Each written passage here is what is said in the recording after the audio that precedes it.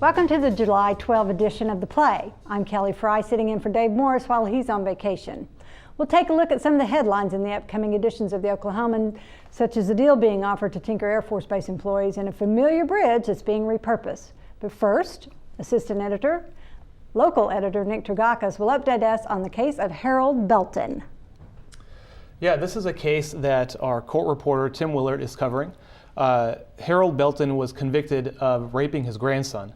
Earlier this year, an appeal was filed, and the grandson claimed in an affidavit that actually he doesn't recall making the testimony he made. He was never assaulted by his grandfather, and some momentum was built thinking that perhaps Belton's conviction would be overturned.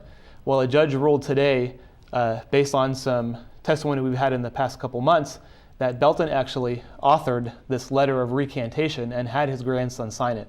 The judge has now denied his appeal, and he says that he thinks Belton may have even been trying to perpetrate a fraud on the system. So the appeal is denied today in court.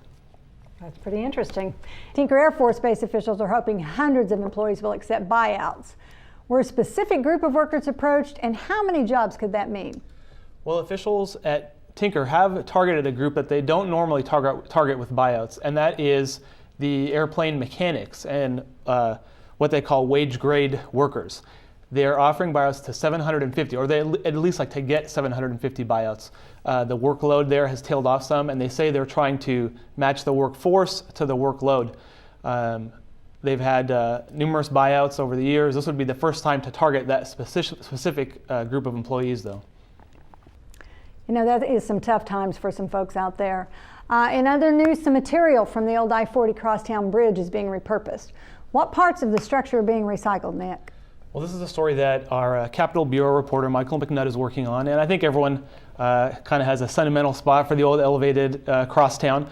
What they're doing, the state transportation department is taking the old beams, the structure beams from the highway, and using them to go out in the state and build bridges in some of the counties.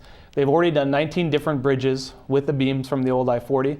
They said they have plans for 10 more, so they're definitely putting it to good use. Thanks so much for joining us this afternoon. You can find all these stories and more in the upcoming editions of the Oklahoman. Pick one up this weekend.